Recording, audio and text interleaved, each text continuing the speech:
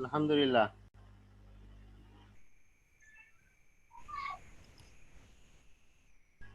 আসসালামু আলাইকুম স্যার। ওয়ালাইকুম আসসালাম।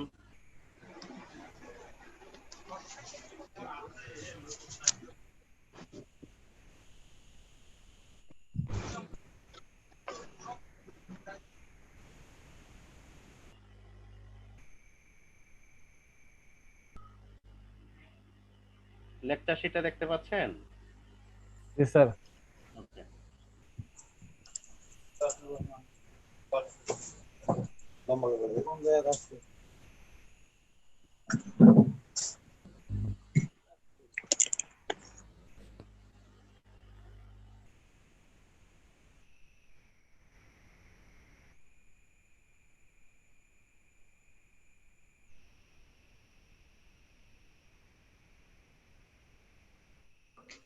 স্যার আমরা তো এইটার উপরেই অ্যাসাইনমেন্ট বানাইলাম, solution of physiology problems in Bangladesh.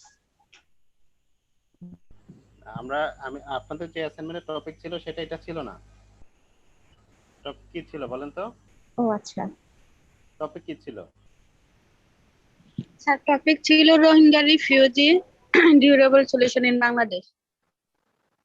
Rohingya refugee crisis. জি sir. Rohingya refugee crisis in Bangladesh and durable solution. Okay. আচ্ছা, আপনারা যারা মিডের পরে ভর্তি হয়েছেন তাদেরকে একটা অ্যাসাইনমেন্ট দিব। সবাই কি আছেন যারা মিডের পরে ভর্তি হয়েছেন?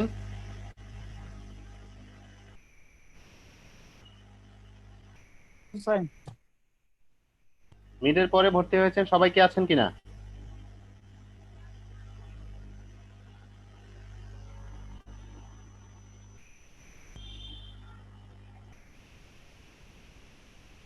মিডের পরে ভর্তি হয়েছেন সাদত হোসাইন, জান্নাতুল টুম্পা, জান্নাতুল রুম্পাস, জালালউদ্দিন, পারভিন ফাতেমা। সাদাত হুসাইন আছি স্যার। ওকে। আপনাদেরকে একটা অ্যাসাইনমেন্টের টপিক দিচ্ছি, টপিকটা লিখেন। যারা মিডের পরে ভর্তি হয়েছে সবাইকে বলে দিবেন এটা। টপিকটা লিখেন।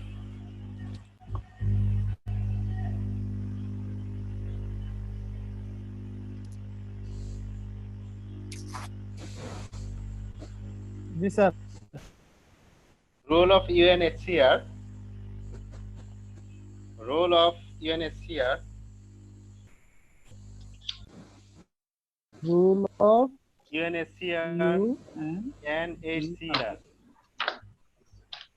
in solving refugee crisis Sorry, sir? around the world. In solving refugee crisis around the world.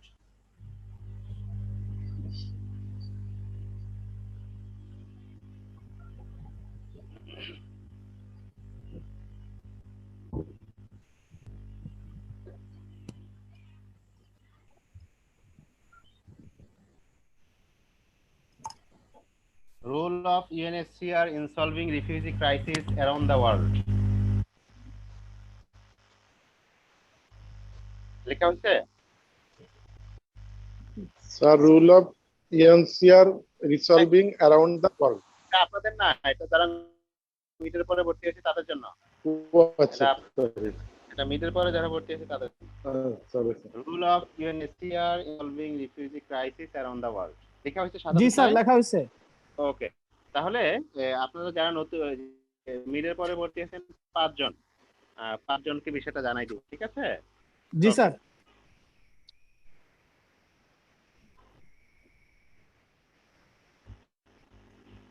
আজকে আমরা আলোচনা করব durable solution of the refugee problem.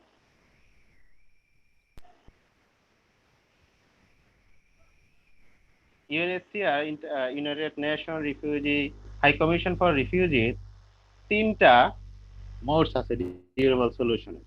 3টা মোডস রিকমেন্ড করেছে UNHCR। 3টা মোডসের মধ্যে একটা হচ্ছে voluntary repatriation, number 2 local integration, number 3 resettlement.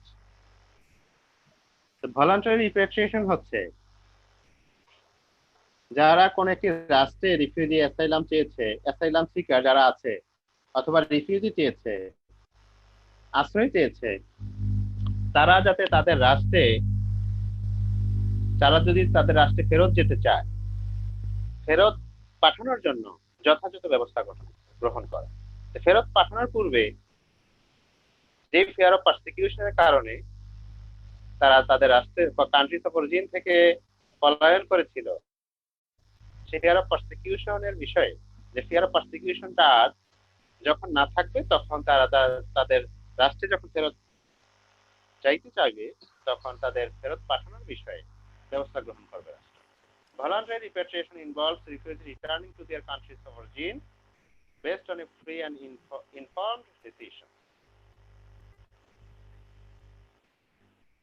যে তারা যে যাইতে চাইবে সেই বিষয়টা ফ্রি হইতে হবে, জোরপূর্বক প্রেরণ করা যাবে না। তবে তারা যে ফিয়ার অফ পারসিকিউশনের কারণে পলায়ন করেছিল সেই ফিয়ার অফ পারসিকিউশনের বিষয়ে ইনফরমেশন দিতে হবে, যথাযথ ইনফরমেশন, সঠিক ইনফরমেশন দিতে হবে যে ফিয়ার অফ পারসিকিউশনের কারণে তারা পলায়ন করেছে, যে ফিয়ার অফ পারসিকিউশন আর এক্সিস্ট করছে না। Voluntary repatriation is the most desirable solution for the largest number of refugees. Voluntary repatriationটা রিফিউজি ক্রাইসিস সলিউশনের ক্ষেত্রে সবচেয়ে ভালো একটা way.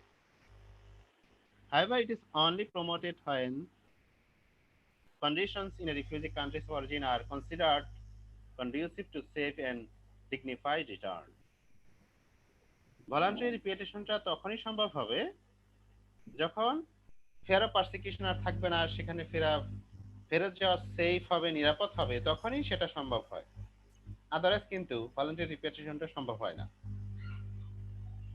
Voluntary repatriation has historically benefited the largest number of refugees and remains the preferred solution amongst most refugees.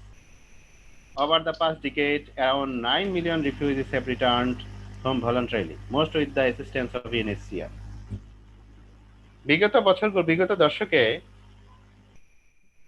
সবচেয়ে ভালো solution হিসেবে, সমাধান হিসেবে ভলান্টারি রিপ্যাট্রিয়েশনটা কি দেখা গিয়েছে, যেটা ইউএনএইচসিআর এর সহযোগিতায় রিফিউজিরা তাদের রাষ্ট্রে ফেরত পাঠানো হয়েছে রিফিউজিদেরকে।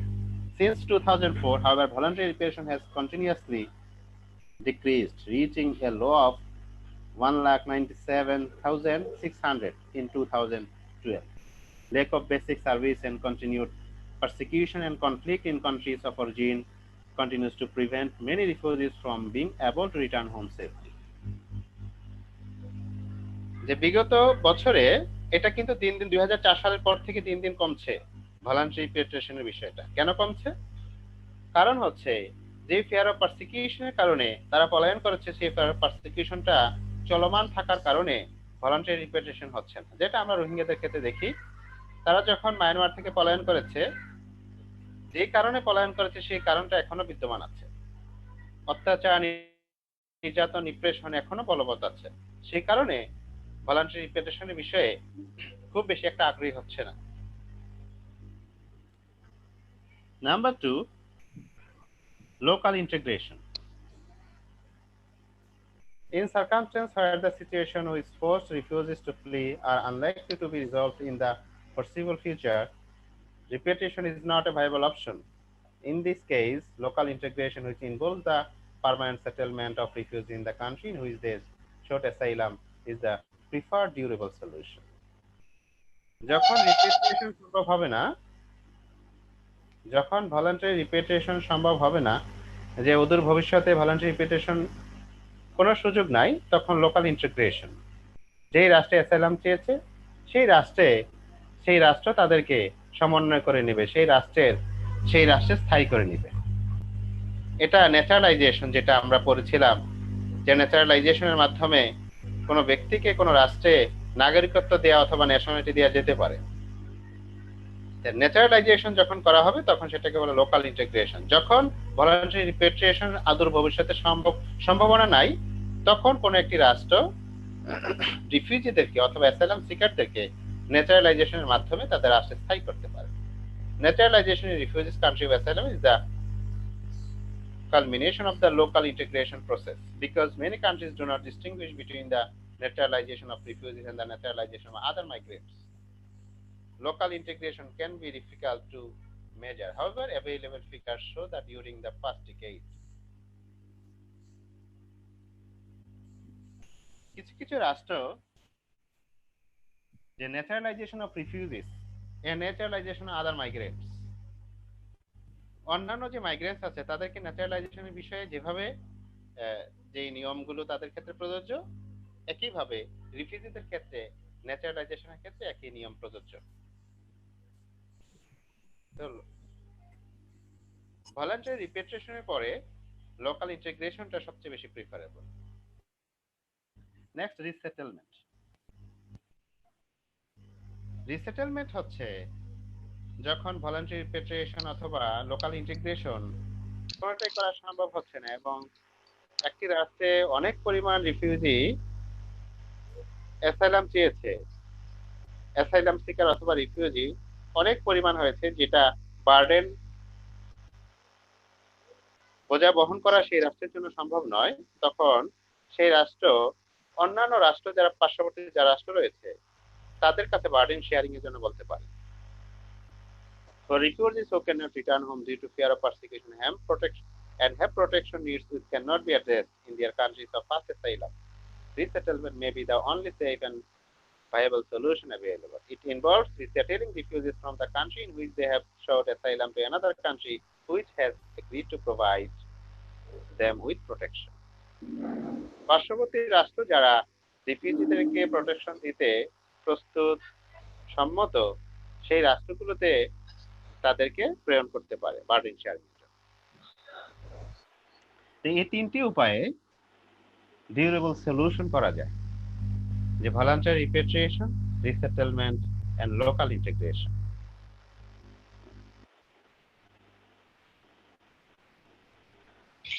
আসসালামু আলাইকুম স্যার। ওয়ালাইকুম সালাম। আপনার খাতা কলম নেন, ফাইনালের জন্য সাজেশন দিয়ে দিচ্ছি। তারপর বিগত যত লেকচার আছে আজকে লেকচার সহ আর কোনো কোয়েশ্চেন থাকলে কোয়েশ্চেন নিব, তার আগে সাজেশনটা দিয়ে দিচ্ছি। ওকে, ন্যাশনালিটি এন্ড সিটিজেনশিপ থেকে কোয়েশ্চেন আসবে। ন্যাশনালিটি এন্ড সিটিজেনশিপ, এখানে প্রশ্ন আসতে পারে ন্যাশনালিটি এবং সিটিজেনশিপের মধ্যে পার্থক্য কি?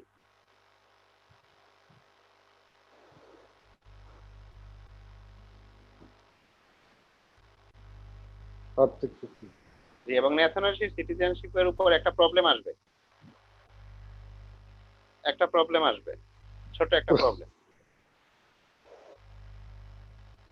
প্রবলেমটা এমন হতে পারে যে একজন ব্যক্তি যে রাষ্ট্রের নাগরিক, সেই রাষ্ট্রের দস্তুরগুলির মাধ্যমে নাগরিকত্ব নির্ধারিত হয়, সে আবার অন্য একটি রাষ্ট্রে বসবাস করে। তার যেই রাষ্ট্রে তার নাগরিকত্ব রয়েছে সেই রাষ্ট্রে বসবাস না করে অন্য একটি রাষ্ট্রে বসবাস করে, যেই রাষ্ট্রে আবার জুসের মাধ্যমে নাগরিকত্ব নির্ধারিত হয়। এই ক্ষেত্রে ওই ব্যক্তির যদি কোনো সন্তান জন্মগ্রহণ করে যে রাষ্ট্রে সে বসবাস করে, সেই সন্তানটা কোন রাষ্ট্রের নাগরিক হিসেবে বিবেচিত হবে? এই ধরনের ছোট একটা প্রবলেম থাকতে পারে।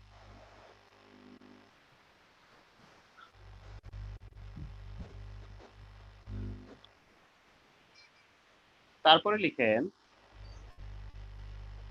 Determination of refuse status.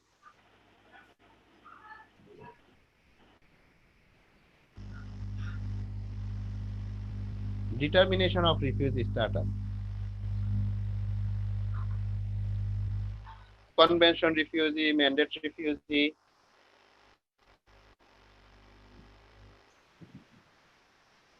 নম্বর কোয়েশ্চেনটা বুঝতে পারি না স্যার।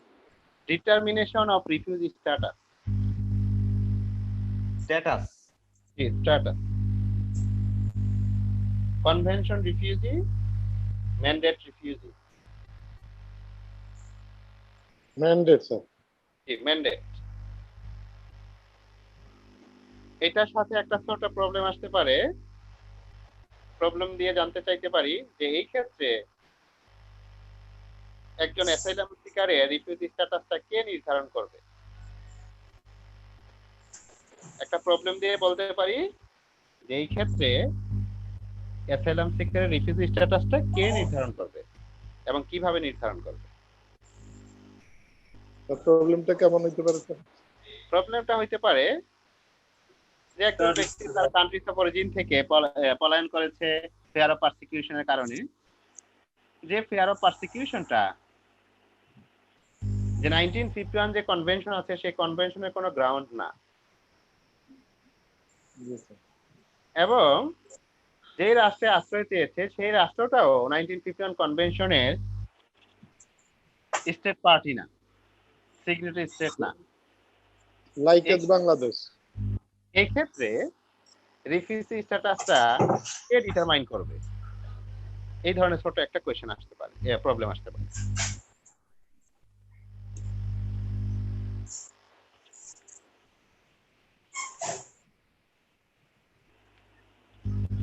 তারপরে লিখেন detention of asylum seeker. Detention of asylum seeker, detention G detention, আটক, detention of asylum seeker.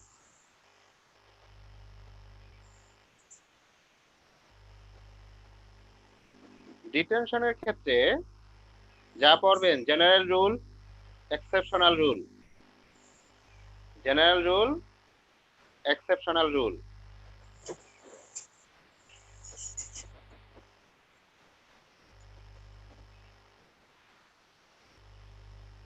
Detention of women, detention of person under 18 years of 18 years old,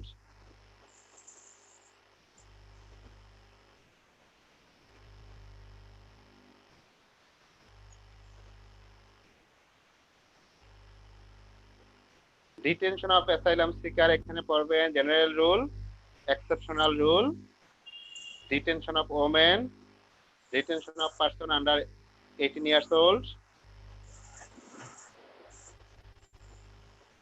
Okay, next আসি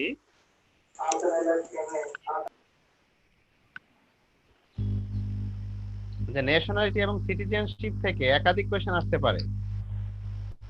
সেখানে আরেকটা কোয়েশ্চেন আসতে পারে modes of acquiring and loss of nationality, modes of acquiring and loss of nationality and citizenship,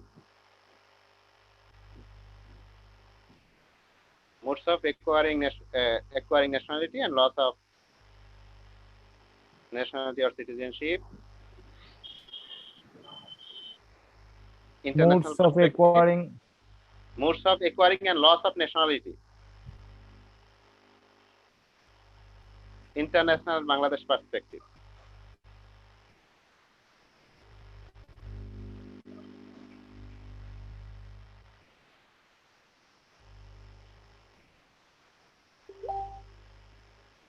Rohingya এবং বিহারিদের সন্তান বাংলাদেশের নাগরিক কিনা, রোহিঙ্গা এবং বিহারিদের সন্তান বাংলাদেশের নাগরিক কিনা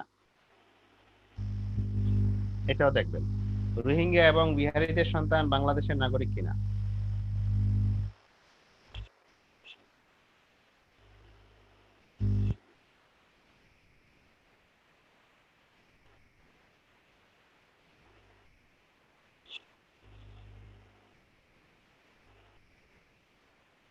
তারপরে পড়বেন durable solution, durable solution,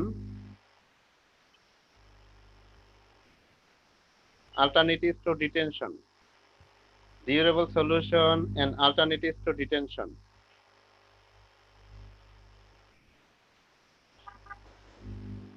Alternative. হ্যাঁ, alternatives to detention durable solution and alternative to detention. Alternative to detention.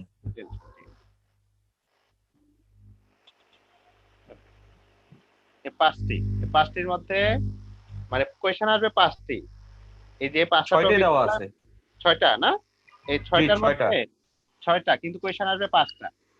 R question যে মিক্সড হতে পারে, যে একটা টপিক থেকে যে একটা আসবে এরকম না, এই টপিকের অর্ধেক ওই টপিকের অর্ধেক ভাবে আসতে পারে। ছোট ছোট প্রবলেম আসবে পরীক্ষায়, ঠিক আছে? জি স্যার। ওকে, ছোট ছোট প্রবলেম, বড় জোর আধা পৃষ্ঠা হবে, অনেক বেশি লেখার দরকার নাই। 10 পৃষ্ঠা লিখলে মনে হয় লেখা শেষ হয়ে যাবে, যে প্রশ্ন হয়েছে 10 পৃষ্ঠা বেশি লেখার প্রয়োজন নাই। আর কারো লেখা যদি একটু বড় হয় তো বড় জোর 15 পৃষ্ঠা হবে। টু দা পয়েন্টে লিখবেন। স্যার এখানে একটা প্রশ্ন করার ছিল, সেটা হলো ডিউরেবল সলিউশনে আমাদের যে বিষয়টা পড়ান, আমরা এই শিটে দেখতে পাচ্ছি এখানে যে ইউএনএইচসিআর এর যে 3টা প্রস্তাবনা রয়েছে, জি, এর বাইরে কি আসলে আর কোনো নতুন প্রস্তাবনা আসতে পারে? ইউএনএইচসিআর তো একটা পার্সপেক্টিভ থেকে তারা একটা ডিউরেবল সলিউশন জি, সাজেস্ট করতেছে, বাট জি, যদি বাংলাদেশের কোনো থিঙ্ক ট্যাঙ্ক বা কোনো ব্যক্তি যদি মনে করে যে আরো কিছু নতুন পয়েন্টস জি, ইন ফেভার অফ বাংলাদেশে ডিউরেবল সলিউশন হতে পারে, জি। সেটা কি আমরা উল্লেখ করতে পারবো কিনা? অবশ্যই অবশ্যই উল্লেখ করতে পারবেন, অবশ্যই থ্যাংক ইউ সো মাচ অবশ্যই স্যার। উল্লেখ করতে পারবেন। Okay. তবে সেটা যারা এটা উল্লেখ করবেন তাদেরকে হচ্ছে বেশি অ্যাপ্রিসিয়েট করা হবে। এই তিনটার বাইরে যারা আরো হচ্ছে ডিউরেবল সলিউশন উল্লেখ করতে পারবেন তাদের অ্যাপ্রিসিয়েট করা হবে খাতা। ঠিক আছে? ওকে। জি স্যার। স্যার জি স্যার বলেন, শুনতে পাচ্ছি। ডিউরেবল সলিউশন তিনটা আজকে পড়লাম, এই তিনটাই তো জি, তিনটে। Of Rohingya refugee. স্যার আমি খালেদা আক্তার 2 ইয়ার্স স্যার, আমাকে একটু ছুটি দিয়ে দেন স্যার, ওইদিকে ম্যাডাম আমার একটা ক্লাস শুরু করেছে, সাজেশন নেওয়া হয়ে গেছে, আমার প্রেজেন্টটা দিয়ে দিন স্যার প্লিজ। ঠিক আছে, ঠিক আছে, ঠিক আমি আছে। তাহলে লিভ করে যাচ্ছি অ্যানাদার ক্লাসে। Thank you Okay, sir, thank you very much, আসসালামু আলাইকুম। ঠিক আছে। আর কারো কিছু বলার থাকলে বলতে পারেন, তারপর আমি পরীক্ষা সংক্রান্ত কিছু কথা বলবো। আচ্ছা, পরীক্ষার বিষয়ে কিছু কথা বলি। একটা হচ্ছে আপনারা মিডে অনেকে এডমিট কার্ড ছাড়াই কিন্তু খাতা জমা দিয়েছেন। তো ফাইনালে এডমিট কার্ড ছাড়া খাতা গ্রহণ করার বিষয়ে ইউনিভার্সিটি এক্সাম অফিস থেকে বলা আছে যে খাতা গ্রহণ করা যাবে না, মূল্যায়ন করা যাবে না। তারপর খাতা যখন সাবমিট করবেন উত্তরপত্রটা, তখন তার সাথে আপনাদের এডমিট কার্ডটা অ্যাটাচ করে দিবেন। আমার কথা কি শোনা যাচ্ছে? জি জি স্যার। স্যার। ওকে। নাম্বার 2, যে আপনাদের কিন্তু অতিরিক্ত 1 ঘন্টা সময় দেয়া হয়। অতিরিক্ত জি 1 স্যার। ঘন্টার পরে কিন্তু খাতা জমা কোনোভাবেই গ্রহণ করা হবে না, খাতা জমা দিতে। 1 ঘন্টার সময় কিন্তু অনেক। আপনারা অনেকে এক্সকিউজ দেখান যে আমার এখানে বিদ্যুৎ ছিল না, অথবা আমার এখানে নেটের সমস্যা ছিল। 1 ঘন্টা কিন্তু অনেক সময়।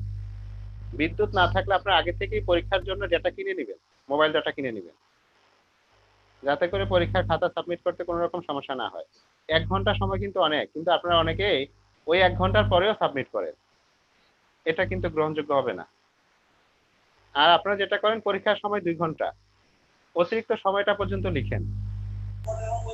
এটা করা যাবে না। 2 ঘন্টায় লিখবেন, লিখে অতিরিক্ত সময়ে যত দ্রুত সম্ভব সাবমিট করবেন। জি স্যার।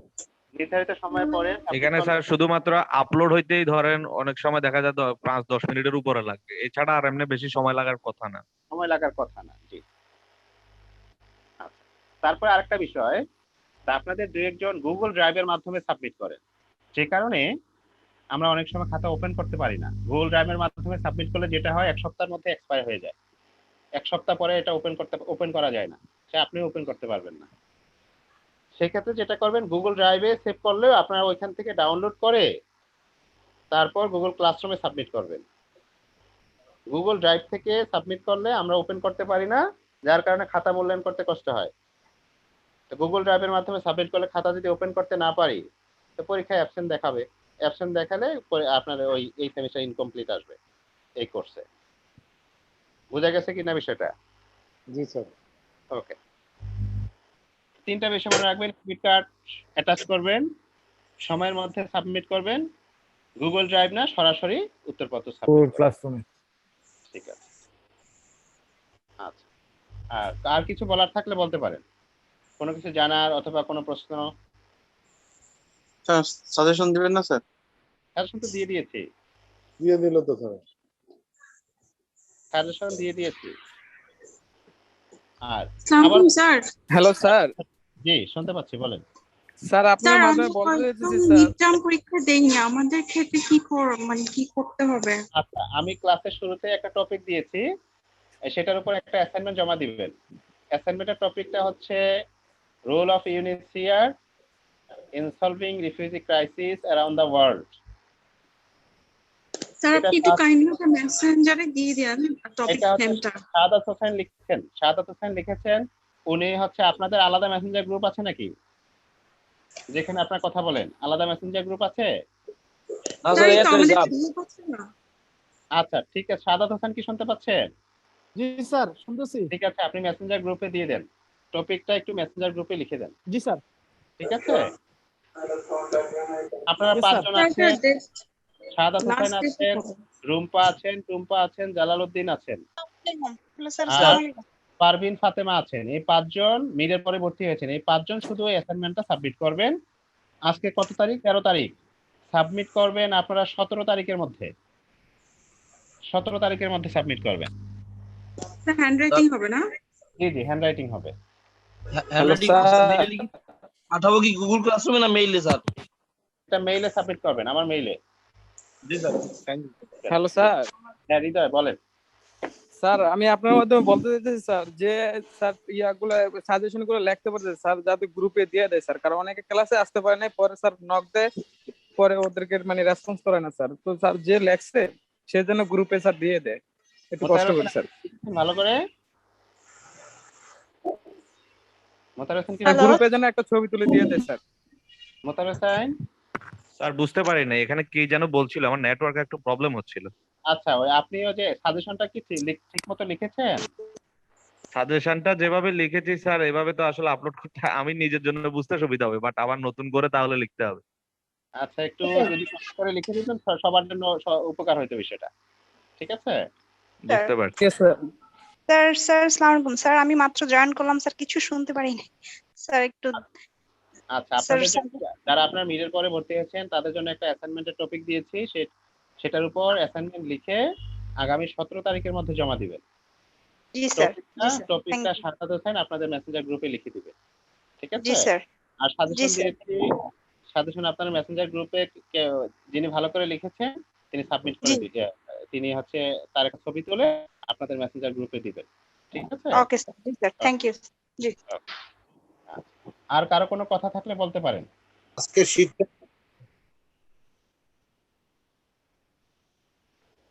আচ্ছা, আজকে নাম রাখা হয়নি না? আচ্ছা ঠিক আছে, প্লিজ রেসপন্ড ইওর রোল। আজকে শীটটা দিয়ে দিন sir. Okay, Noor Rabbi Ratul, Tipu Sultan. Yes sir. Okay, যাদের অ্যাটেন্ডেন্স গুলো বলে দিচ্ছি কার কত পার্সেন্ট আছে। টিপু সুলতান 100% আছে। Minhajuddin,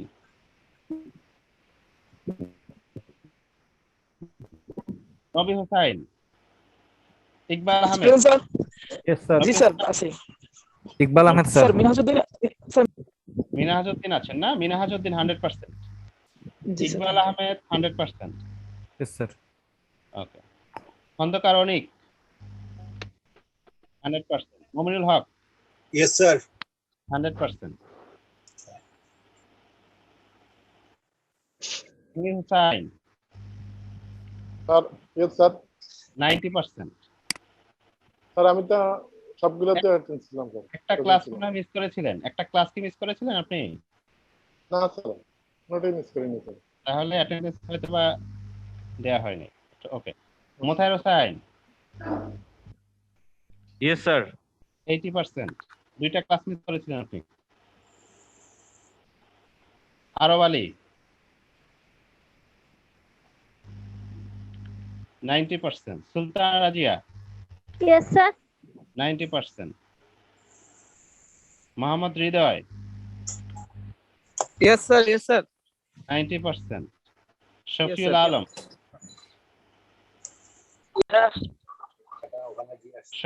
Alam Zahirul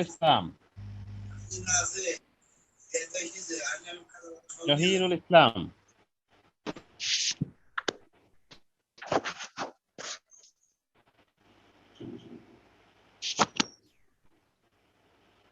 Rabeya Akter,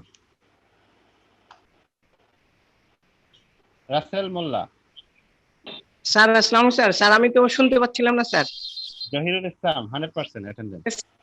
yes sir, thank you.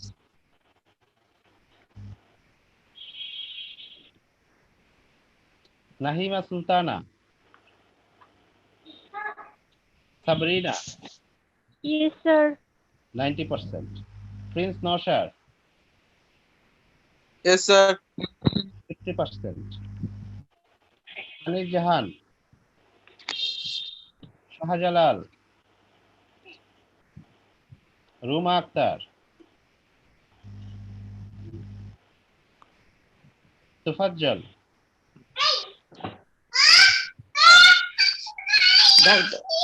আর এখানে সাউন্ড প্লিজ মিউট করেন প্লিজ।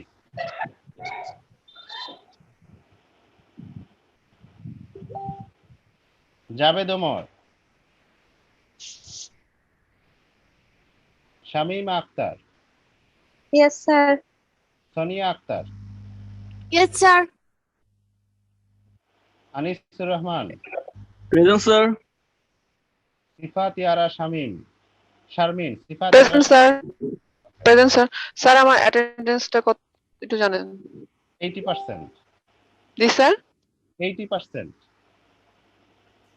স্যার আমি তো আমাকে ইনফর্ম করার পর জাস্ট একটা ক্লাস মিস করছিলাম। একটা ক্লাস না? ওকে, জি স্যার, আমাকে ইনফর্ম করার পর আমি একটা ক্লাস মিস করছি শুধু। ঠিক আছে, তাহলে 90% হবে। আচ্ছা, থ্যাংক ইউ। জি স্যার জি, শুনতে পাচ্ছি, বলেন। শামীমা আক্তার বলতেছিলাম স্যার, আমাদের ইনফরমেশন করার পরে তো একটাও ক্লাস মিস দেয় নাই স্যার। ঠিক আছে, এটা আমি দেখবো। স্যার সোনিয়া সোনিয়া আক্তার, জি দিয়েছি। স্যার কত পার্সেন্ট? 90%। স্যার আমরা ইনফরমেশন জানার পরে থেকে আর মিস করিনি। ঠিক আছে। শাহাদাত হোসাইন, জি স্যার। ওকে। জান্নাতুল টুম্পা,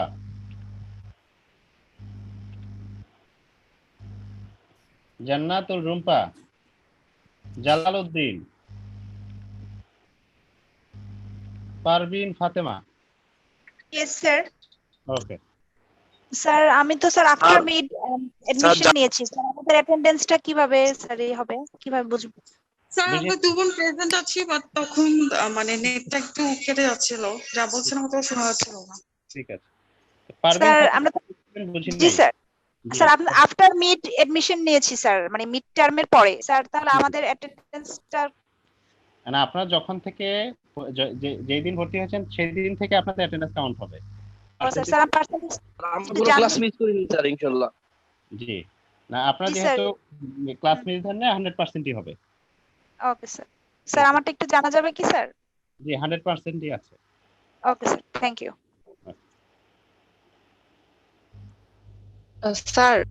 জি, শুনতে হ্যালো। পাচ্ছি। জি স্যার আমি ওই দিন রেজিস্ট্রেশনে একটা প্রশ্ন করছিলাম, মানে আজকে একটা বিষয় ক্লিয়ার করতে চাচ্ছি। যেটা আমাদের রেজিস্ট্রেশনে তো আমাদের যখন ভর্তি হয়েছি তখন তো আমাদের 2102 দেয়া আছে।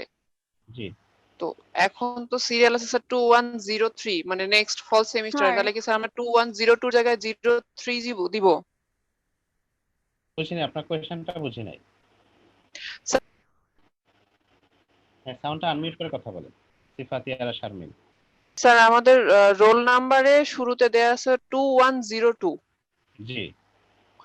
তো ওই কি আমরা মানে এখন যেটা আসছে ফলের রেজিস্ট্রেশনের জন্য সেটা হচ্ছে 2103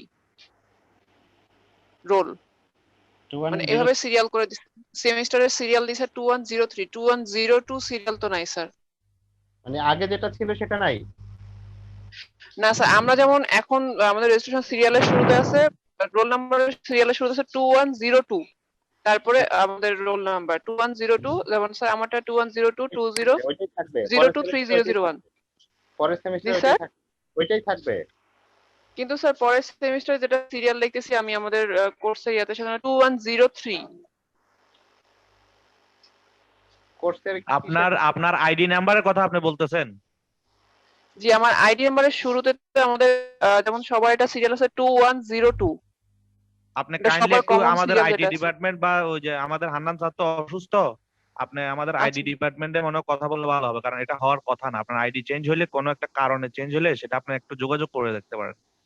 এটা সবার ক্ষেত্রে হয় না। আমাদেরটার কথা মানে আমি বলতেছি এখন ফলে যে সেমিস্টার গুলো আমাদের অফার করছে সেখানে সামনে সিরিয়ালে আছে 2103 সিরিয়ালে আছে। এটা হলো সেকশন। এটা তো আপনার যারা রেজিস্ট্রেশন করছে নতুন করে যারা ভর্তি হবে তাদের একটা নিজস্ব আইডি থাকবে। আপনি যে আইডিতে ভর্তি হয়েছেন সেই আইডি তো আপনি যতবার রেজিস্ট্রেশন করবেন ওটাই থাকবে, তাই না? মানে সাবজেক্টে প্রতিটা সেমিস্টারেই আপনার ওই আইডিটাই থাকবে আপনার কোর্স শেষ না হওয়া পর্যন্ত। আর যদি আপনার কোনো কারণে পুরানো আইডি এটা চেঞ্জ হয়ে যায় তাহলে তো আপনার এটা মানে এই আমাদের এর সাথে আলোচনা করে এটা ঠিক করে নিতে হবে যে কেন এটা হয়েছে। এটা বুঝতে পারছি। বুঝতে পেরেছেন?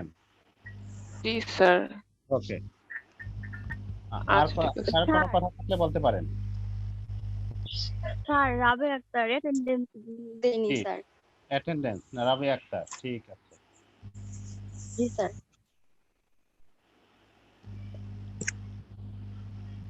স্যার আজকে শীটটা দিয়ে দিয়েছে স্যার। ঠিক আছে, শীট কি বাকি আছে? আগের গুলো দেয়া একটাও? আগের গুলো কি বাকি আছে? জি আগের গুলা বাকি নাই স্যার, আজকেরটা শুধু বাকি স্যার। আচ্ছা ঠিক আছে, দিয়ে দিচ্ছি। জি কোয়েশ্চেন কার ছিল, কথা ছিল কার, বলে?